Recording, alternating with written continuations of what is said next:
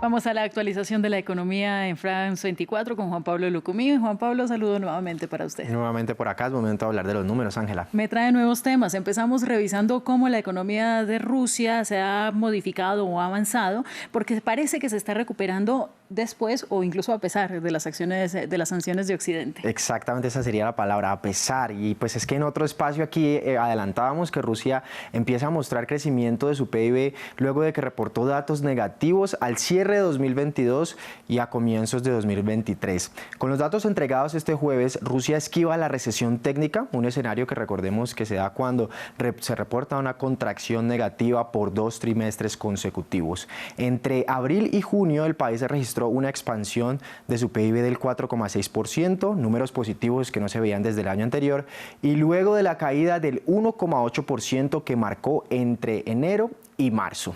Estos datos son trimestrales, pero si miramos el acumulado anual, el año pasado Rusia cerró su PIB en números rojos, en gran parte por las sanciones de Occidente como represalia por la guerra en Ucrania, pero también el año anterior, es decir, en 2021, el país apenas estaba recuperando de la pandemia, pero con todo y eso logró un crecimiento del 5,6%.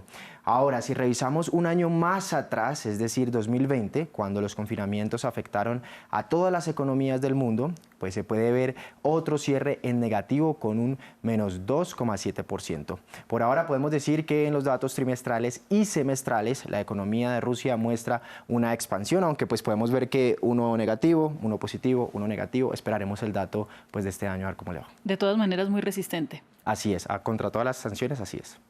Seguimos hablando de las decisiones de los principales bancos centrales del mundo. Hoy ya lo habíamos adelantado en nuestra primera crónica, el turno es para el Reino Unido. Así es, el Banco de Inglaterra siguió la línea de los bancos centrales de Estados Unidos y de Europa e hizo un incremento de 25 puntos básicos en las tasas de interés, tal como el mercado estimaba. Con esto los tipos llegan a un nivel de 5,25%, el nivel más alto desde la crisis financiera de 2008.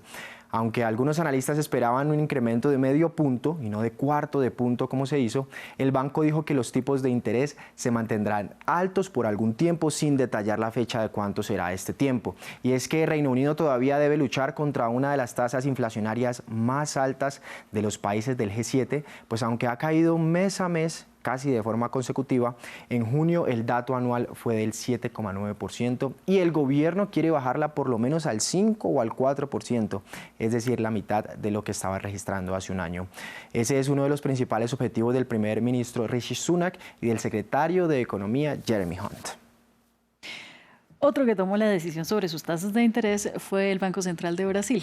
Venimos entonces a la región para mirar cuáles fueron sus decisiones. En esta vez una que no se veía desde hace 3 años. El Banco de Brasil recortó sus tasas de interés en medio punto, es decir, 50 puntos básicos. Esto sorprendió a los analistas que esperaban un recorte menos agresivo y lo que da el inicio de una trayectoria de relajación de la política monetaria en ese país. Pues recordemos que en su decisión anterior el banco dejó las tasas sin ningún cambio. Este país de América Latina, además de ser la principal economía de la región, cuenta con una de las tasas de inflación anual más bajas y ha venido reportando una caída de sus datos interanuales que reporta mes a mes hasta el 3,16% anual que registró en junio. En gran parte, pues es por esta razón que pues este país puede decir que empieza a recortar esta medida porque va hacia abajo. Juan Pablo, vamos a hacer nuevamente el repaso del costo de vida en Turquía después de que se conociera el dato más reciente de inflación. Y un dato que sorprendió a varios mercados porque si lo revisamos, el país ya acumulaba 7 meses de desaceleración en su dato anual de inflación desde noviembre de 2022 hasta mayo, que reportó su nivel más bajo en este año. Pero con el dato de julio rompió esa senda cuando la inflación interanual fue de 47,83%, incrementándose desde el 38,21% anual que registró en junio. Gran parte de este incremento en la tasa lo ocasionó el aumento de impuestos y la depreciación de la lira. Estamos hablando de la moneda local de ese país.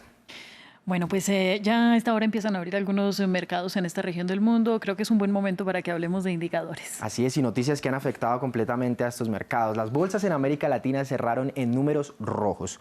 Los principales indicadores de Argentina, Perú, Colombia, Brasil, México y Chile reportaron pérdidas, pero Argentina fue el gran perdedor con una caída del 1,72%. Algo que afectó el mercado fue la degradación de calificación crediticia de Estados Unidos, que mermó la confianza en la principal economía del mundo. La misma penumbra cayó sobre Europa. Alemania, Reino Unido y Francia registraban pérdidas a medida jornada de las operaciones de este jueves. El Frankfurt de Alemania se consagraba como el mayor perdedor, cayendo un 1%. Las bolsas en Asia ya cerraron hoy sus operaciones y el cierre se dio mixto, con el Nikkei de Tokio cayendo un 1,68%. La apertura de Wall Street no fue diferente, también fue negativa, en medio de datos del mercado laboral que muestran una economía caliente y ante un fuerte repunte de los rendimientos del Tesoro. La noticia de la degradación crediticia sigue afectando todavía también los mercados en Wall Street. Muchísimos números rojos para esta mañana. Juan Pablo, muchas gracias a usted. Mañana nos encontramos aquí, Ángela. Ojalá con mejores cifras. Así es.